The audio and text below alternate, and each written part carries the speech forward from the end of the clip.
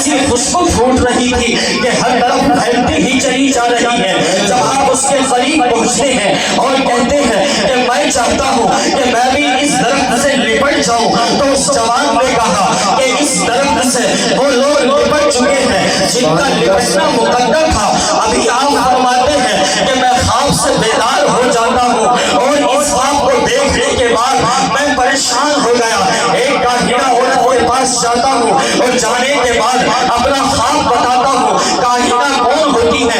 وہ عورتیں جو خواب کی تشخیص کرنے کے بعد، اس کی تعبیر کو سمجھنے کے بعد، جس نے خواب دیکھا ہے اس کو اس کی تعبیر بتاتی ہے۔ وہ کاہنہ نجومی عورتوں نے جب آپ نے اس کے سامنے اپنے خواب کو بیان کیا، اس کے چہرے کا رنگ متغیر ہو جاتا ہے، اس کے چہرے کا رنگ تبدیل ہو جاتا ہے، اس کے چہرے کا رنگ پھیکا پڑ جاتا ہے، اور وہ کہتی ہے کہ عبد المطلب سنو، تمہاری نسل سے ایک ایسا بچہ پیدا ہوگا کہ جس کے سامنے ساری دنیا اپنا سر جھکا لے گی، اور اس کی بادشاہی کے چرچے مشرق سے مغرب تک ہوں گے۔ ساری دنیا کے اندر لوگ اس کو جانیں گے، اس کو پہچانیں گے، اس کو مانیں گے۔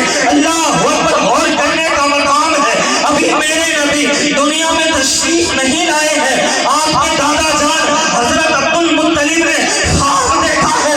اللہ نے بتا دیا کہ عبد المطلب تمہاری نسل سے آخری نبی، نبی آخر الزمان محمد رسول اللہ صلی اللہ علیہ وسلم دنیا میں جلوہ گر ہونے والے۔ سبحان اللہ، نعرہ تکبیر، نعرہ رسالت، جشن میلاد النبی، نعرہ تکبیر۔ نور محمدی صلی اللہ علیہ وسلم حضرت عبداللہ رضی اللہ تعالیٰ کے پاس منتقل ہو جاتا ہے۔ روایتوں سے پتہ چلتا ہے کہ حضرت عبداللہ رضی اللہ تعالیٰ بطحائے مکہ سے چل کر کوہ شبیر پر چڑھتے تو وہ فرماتے ہیں کہ میری پیٹھ سے ایک نور نکلتا اور وہ دو حصوں میں تقسیم ہو جاتا، ایک حصہ مشرق اور دوسرا مغرب۔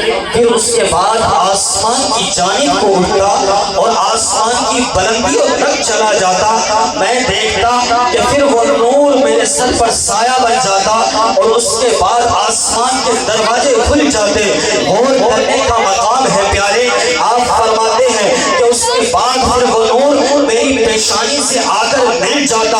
آپ فرماتے ہیں کہ جب بھی میں کسی سوکھے درخت یا خشک جگہ پر بیٹھتا تو وہ ترنت ہرا بھرا ہو جاتا اور وہ سوکھی جگہ سرسبز شاداب ہو جاتی اور وہ درخت اپنی ٹہنیاں میرے اوپر سایہ فکر کر دیتا۔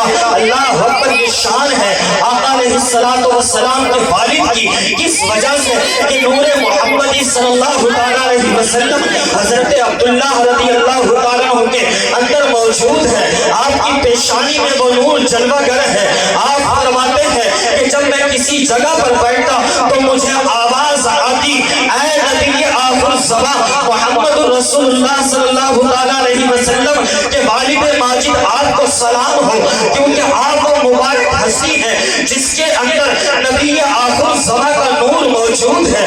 روایتوں سے یہ بھی پتہ چلتا ہے کہ حضرت عبداللہ رضی اللہ عنہ کی پیشانی میں یہ نور چمکتا تھا تو مکہ مکرمہ کی تمام وہ خواتین حضرت جو خوبصورت تھی، حسن و جمال کی پہکر تھی، وہ تمام یہ چاہتی تھی کہ حضرت عبداللہ رضی اللہ عنہ سے ہمارا نکاح ہو جائے۔ اللہ اکبر! لیکن اللہ تبارک و تعالیٰ نے اس عظیم دولت کو حضرت آمنہ رضی اللہ عنہ کے مقدر میں لکھا تھا۔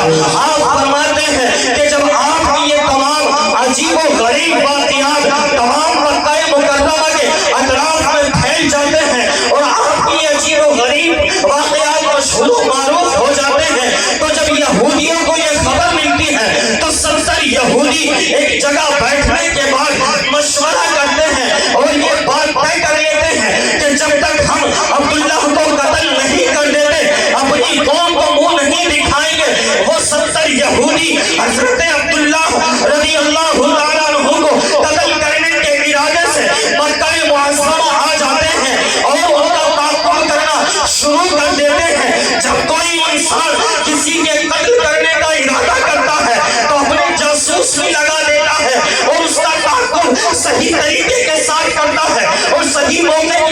تلاش میں رہتا ہے کہ کس وقت صحیح موقع ملے گا، اس وقت کام تمام کر دیا جائے گا۔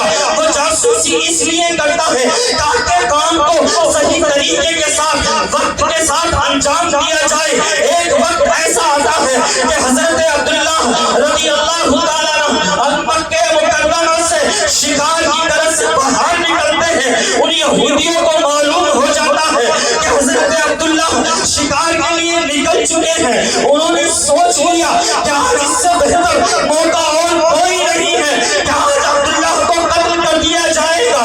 اللہ اکبر۔ حضرت عبداللہ رضی اللہ تعالیٰ جنگل میں پہنچ جاتے ہیں۔ جب وہ شکار کی طرف سے جنگل میں پہنچ گئے، اپنا شکار تلاش کرنے لگے، یہودی خوش ہو گئے کہ آج ہم نے جس وقت کا انتظار تھا، جس وقت کا ہمیں انتظار تھا، جس کام کے لیے ہم 70 یہودی قسم کھا کر اپنی قوم سے وعدہ کر کے اپنے گھروں سے نکلے ہیں، آج ہم اپنے مقصد میں، آج ہم اپنے کام میں کامیاب ہو جائیں گے۔ آج ہمارا شکار خود چل کر شکار کرنے آ چکا ہے، لیکن انہیں معلوم نہیں حضرت عبداللہ وہ ہے جن کی پشت انور میں محمد رسول اللہ کا نور مبارک ہے، جس رب نے اس نور کو آدم علیہ السلام کے اندر مدیت کیا تھا۔ جب یہ نور آدم علیہ السلام کے اندر موجود تھا، ان کے بعد شیس علیہ السلام کے اندر موجود ہوا، منتقل ہوتا رہا، لیکن ہر وقت، ہر لمحہ، ہر گھڑی، ہر سیکنڈ رب تبارک و تعالیٰ نے اس نور محمدی کی حفاظت فرمائی۔ نعرہ تکبیر، نعرہ رسالت، کیا بات ہے، سبحان اللہ سبحان اللہ۔ سوچا کہ آج موقع غنیمت ہے، آج کے ساتھ ہو جائے گا۔ جیسے انہوں نے اپنی زہر آلود تلواریں میان سے باہر کی کہ حضرت عبداللہ رضی اللہ تعالیٰ کو قتل کر دیا جائے گا۔ اس واقعے کو حضرت بہن کے بیٹے عبد مناف دیکھ رہے تھے کہ ان یہودیوں نے، 70 یہودیوں نے اپنی تلواروں کو میان سے نکالا، حضرت عبداللہ رضی اللہ تعالیٰ کو قتل کرنے کے لیے۔ کیا دیکھتے ہیں کہ آسمان سے ایک فوج اترتی ہے اور سارے کے سارے یہودیوں کا صفایا کر دیتی ہے۔ آپ نے جب اس منظر کو دیکھا تو اپنے دل کے اندر یہ بات ٹھان لی کہ اس جوان کے ساتھ میں اپنی بیٹی آمنہ کا نکاح کروں گا۔ اللہ اکبر۔ دیکھیں تو ذرا صحیح، لیکن ایک روایت سے یہ بھی پتا چلتا ہے کہ حضرت عبداللہ رضی اللہ تعالیٰ عنہ کے سسر حضرت وہب نے، یعنی عبد مناف نے خواب دیکھا، اور ادھر حضرت عبداللہ کے والد عبد المطلب نے خواب دیکھا۔ خواب میں آنے والے اللہ کے نبی حضرت